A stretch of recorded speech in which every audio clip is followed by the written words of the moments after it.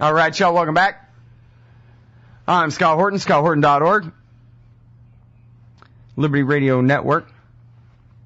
All right, our first guest on the show today is Jin Zhao, writing at Alternate. How about this for supporting the troops? Help our 55,000 female homeless veterans. Welcome to the show. How's it going? Good. How are you? I'm doing great. Appreciate you joining us today. Thank you for having me today. So this is a very important article here. You would think that this would be a big headline at USA Today or something, right? It should be. But no, here we are. We got to look at Alternate to find it. The story of the 55,000 female homeless veterans. Wow. Do you know how many of those are from, the current set of wars, or these go back to Desert Storm, and for how long? Well, this is a sort of a number that that includes women veterans from different periods of wars. But I mean, there are several different numbers, but this one is more encompassing number. So. Uh-huh. Yeah. But now, do you have any kind of estimate of like how many of these are, say, for example, Iraq War veterans? Actually, the numbers are really hard to get for homeless veterans for exactly from which war periods, because of the documentation and everything is very difficult. So this is an estimate. I do not have the exact number for each different operation. Mm-hmm. Yeah. All right, well, I'm sure it's not a few. All right. Well. But women are deployed in Iraq and Pakistan, Afghanistan, are significantly more than the Gulf War. So more, 4 or 5 times. Sure. Yeah. Well, as we could imagine, most of that war was just fought from Saudi Arabia, and mostly air war, that kind of thing, and then the ground war was over in a very short amount of time. But as opposed to, the second time around there, or Afghanistan. Okay, so now you say that the VA is projecting the number to grow to 15 million by 2036. I guess that's total homeless veterans, not just the women, right? No, that's not of homeless, but women who are deployed. Oh, I'm sorry. Soldiers, yeah. Women serving in military are going to increase, and also, so homeless veterans who are women will be increasing too. Okay, and now most of this article is just about the hows and the whys, and I guess it sounds so obvious once you read it in English in a minute, in a moment, actually, then all of a sudden it's true, but I'd never really thought of it exactly in this way before. But here's the sentence. Research shows that trauma is a gateway to homelessness. And that's really the story that you talk about here, is women who either participate in battle or are raped by their comrades in arms, or their commanding officers, oftentimes. They then get into this downward spiral where matters just get worse and worse and worse for them. And that's really where the homelessness comes from. Yeah. Exactly. Actually, this is. I guess actually this has been studied, for a long time, but the media never reported this. Actually, 81 to 93% of female veterans have been exposed to some type of trauma, and that's a extremely high percentage. And there's overwhelming evidence shows that, this sort of trauma experience is one of the very significant risk factors that contributes to homelessness among these women. So, but the media have never really paid enough attention to it, I would say. All right. So now explain exactly how this works. I don't want to just sum it up too quickly. Can you give us an example? I guess you went and talked with this lady, Jennifer, for example, who talked about what happened to her, and it seemed like a pretty, I hate to say it, but kind of a cookie cutter sort of process for how this works from veteran or from soldier to homeless. Yeah, I think Jennifer's case is a very telling case and really sad. She joined the military when she was 20, and she was sexually assaulted when she was 21. And she told me that she was going to make military her career. And that was like the end of her career, right? So she was assaulted, and the person who assaulted her was convicted. But afterwards, she was discharged honorably in, I think, early 1990s. But after that, she was not, because she didn't really receive the care that she needed. She didn't tell anybody what happened, during when she was assaulted. She didn't even tell her ex-boyfriend, ex-husband, and her family. She didn't tell anybody. So, and she just trying to deal with it by herself. And she got into addiction because it was just too much to deal with. And only when she was high, she could escape from that trauma. And she told me that she loved her children, but she couldn't take care of them. They were not her priority. Her priority was getting high and not to think about these, right? So, and then in the end, she divorced, and she lost her family. She lost her job. She couldn't keep a job, and so in the end, she became homeless. And homelessness, the experience of being homeless itself was traumatic too. It was extremely hard to live on the streets and, hunger and everything. And she did go to some shelters, but the conditions in the shelters were not ideal, especially for a woman.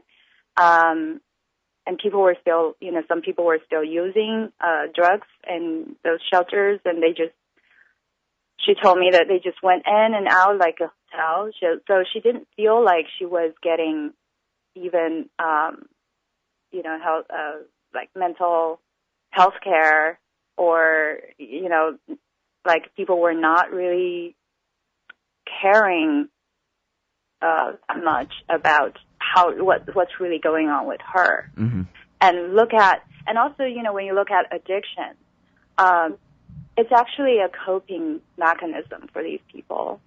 But to people who don't understand that, it becomes a sort of vice, right, to discriminate. Like some shelters will have regulations to sort of, they will test people who applied for shelter, and if they have to get clean before they receive service. But nowadays, I think there are people who are really advocating for, providing services to whoever. Mm-hmm. You're saying the criminalization of drugs makes it difficult for people who are addicts to actually seek help in the first place. Exactly, because that's actually part of the reason why, they become homeless, and actually it's the result of a traumatic experience. One of the effects is drug addiction. Mm-hmm. So she ended up, in the streets, but fortunately, she was introduced to this program at the Veteran Village of San Diego, and this organization has a long history of serving veterans with mental illnesses. All right, I'm sorry, Jim, we got to hold it right there. It's Jin Zhao. We're talking about one example of the 55,000 or so homeless female veterans in the United States today and what can be done about it. And we'll be right back after this. Check out the piece at alternate.org. All right, y'all, welcome back to the show. I'm Scott Horton. Check out all the archives. More than 2,500 interviews going back to 2003 there at scotthorton.org. We're talking with Jin Zhao from Alternate. How about this for supporting the troops? Help our 55,000 female homeless veterans. Woman joins up the service, And instead of making a man out of her, they just rape her and throw her in the garbage. Then she's a wreck, so she turns to the bottle, to pills, and worse. Then life falls apart, loss of employment, loss of family and friend connections due to the substance abuse, then homelessness. Then, probably a lot of the time anyway, more rape, more trauma, more, living tough on the street, and more of a wreck, and even more dependence on drugs, and this horrible downward spiral. Unlike the whole be all you can be, and then, once you're done working for the government and the military, you'll be able to be a professional for a living, like they say on the TV ads. It's much more like you remember from all of your own lives driving around and seeing Vietnam veterans on the side of the road begging for coins because they can't get by. It's the very same thing. I don't know how you thought it was going to be different this time, but it's not. We're talking with our guest, Jin, about a woman named Jennifer, right now anyway, 45-year-old homeless veteran, thought she was going to be a career Marine.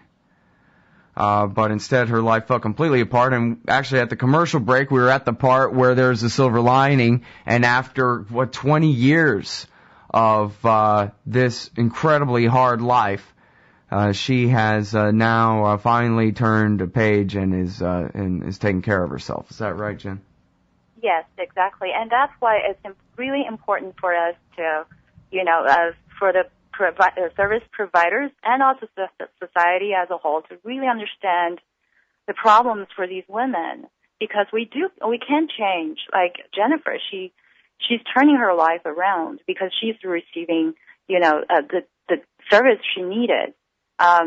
So the service I'm talking about will be, something even simple as just ensuring the security for these women who stay in these in shelters or residential programs. When they have other, for instance, male veterans also in the same facilities. Some things like simple like that, or even like the way they ask questions when they are assessed. They're being assessed, and the way questions are asked. Sometimes, if you ask a very sensitive question, might trigger their memory of trauma. So those things. So it's very important for us to understand where they're coming from, and they do have special needs, and we can change. Yeah. Well, that's such an important thing, right? Is I can see, like you're saying about some of these places that are meant to help people, they're probably just because of the volume of people coming in and out, they just become so institutionalized. It's such a cinder block room instead of a real personal relationship and the real kind of understanding that it takes to really help someone who's that bad off. And like you're saying, if you can really drive home the truth that, with these people, not necessarily all homeless people maybe or whatever, with this segment of people, you really got to get to the core of the trauma and the spiral down from there in order to get a handle on the situation. And so, I can see why, if there's a few dozen or a few hundred places that it's some small percentage that actually get it and are really, striking the root of the problem. Exactly. And it's especially hard for women veterans because, they're the minority in this, in military. And also they're the minority in, the homeless, veteran homeless population as well. Because they're, a small percentage compared to the male, military, people in the military. So it's very easy for people to kind of overlook their needs. Yeah, I was just going to say, we're not trying to exclude the men here. We're just trying to make sure to include the women. That's all. Right, exactly. Some people, I saw some comments on my article. Some people are saying, like, what about men? What about the male veterans? They are the majority. Yes, they are the majority, but that exactly is why it's so hard for these women to get, the service they need, because other services are designed, primarily for men, and their needs are overlooked. And I'm not saying that, we should neglect men, but it's just, we need to recognize real problems, real issues, challenges for these people. Mm-hmm. Well, I don't think it's fair for us to leave out the real point here, too, which is that in this society, it needs to no longer be, we need to win this argument kind of once and for all. Friends don't let friends join the military.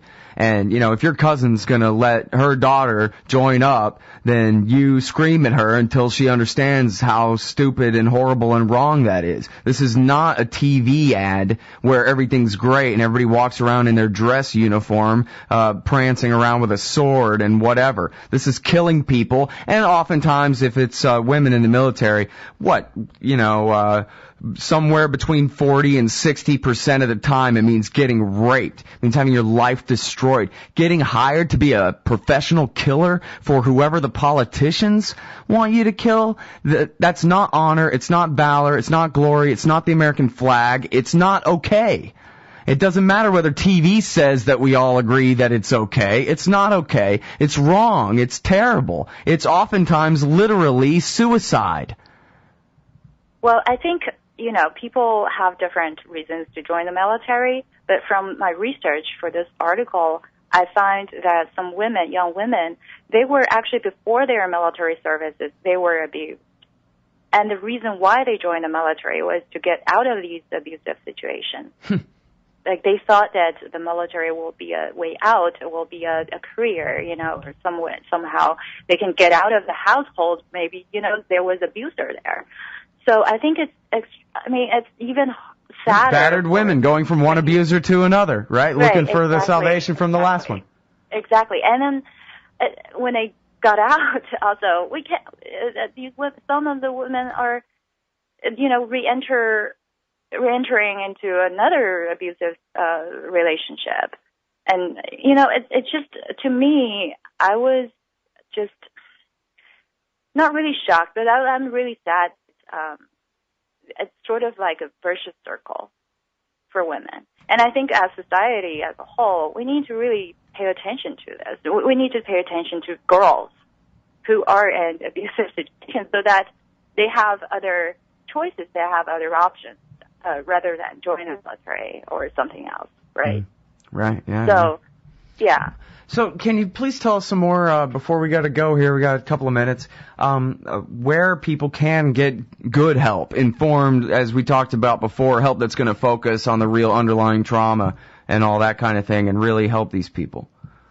I think people can talk to their liaison, and also there are a few, check out the National Center on Family Homelessness. I think that's the organization that really specialized in trauma-informed care. And I think especially for care providers, check out this organization, and also the Women's Bureau in the Department of Labor. They actually have published a guide for trauma-informed care. So that's for providers. For veterans, just to, try to find the resources, talk to your liaison, talk to care providers, ask about trauma-informed care.